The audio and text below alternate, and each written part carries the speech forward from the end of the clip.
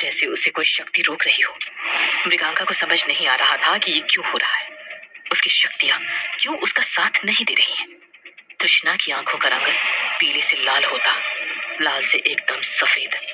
उसको देखकर आसमान में उड़ती चील भी खौफ में भाग रही थी। मृगांका तृष्णा के बहुत पास पहुंच चुकी थी। अब बस उसे उसके हवा में उड़ते बाल, जो डरावने जाल की तरह लग रहे थे, उन्हें अभिमंत्रित धागे से बांधना था।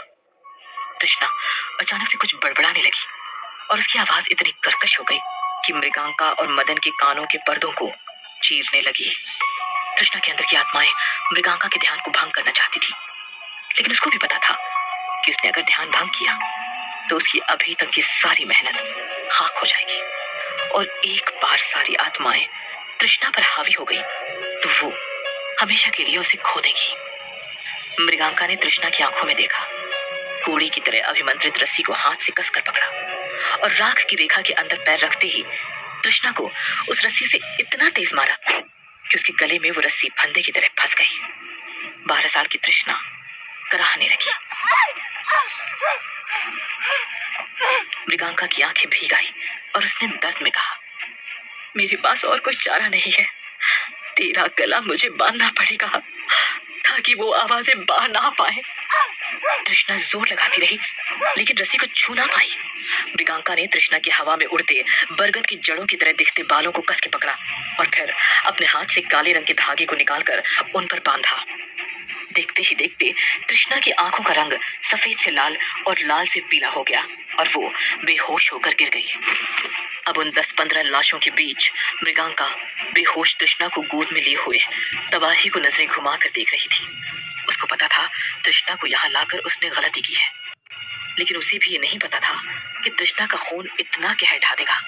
मृगांका ने तृष्णा को जमीन पर एक कोने में रखा और 12 साल की सपना की सड़ी हुई लाश के पास गई।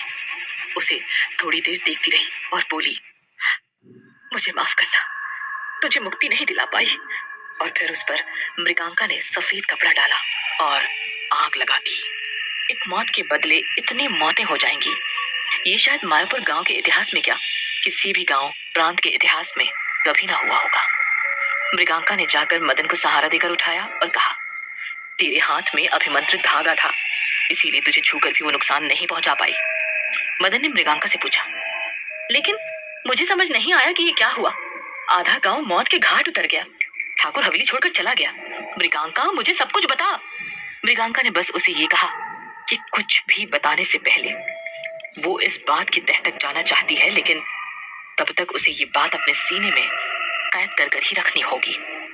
मृगांका अब तृष्णा के पास बढ़ने लगी।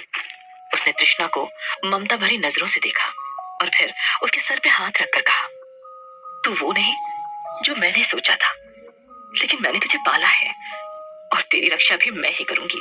मेरी गलती थी, मुझे तुझे सब बताना चाहिए था। मृगांका ने पहली बार शायद नरम होकर तृष्णा को देखा था। पहली बार उसे एहसास हुआ कि उसे तृष्णा को प्यार से संभालना होगा। अपनी चुन्नी को उसने तृष्णा पर लपेटा, नन्ही 12 साल की बच्ची को गोद में लिया और अपने घर की तरफ बढ़ने लगी। उसके पीछे जलती हुई लाशें धुआं होती रहीं। चील कौओं की आवाज के सिवा अब वहां कोई आवाज न थी। मदन भी मृगांका के साथ वहां से निकल गया। ठाकुर की सफेद हवेली धुएं में मटमैली हो गई थी। मृगांका चली जा रही थी, चेहरे पे कई सवाल लिए। उसको किसी और के पास मदद मांगने और तृष्णा का सच पता करने जाना होगा। वो मृगांका से अलग क्यों है? उसका स्पर्श शापित क्यों है? तृष्णा के घाव खुद भर जाते हैं। तृष्णा के अंदर जो आवाजें थी वो किसकी थी? इन सवालों का जवाब उसे एक ही इंसान दे सकता है, बूढ़ा बंगारू।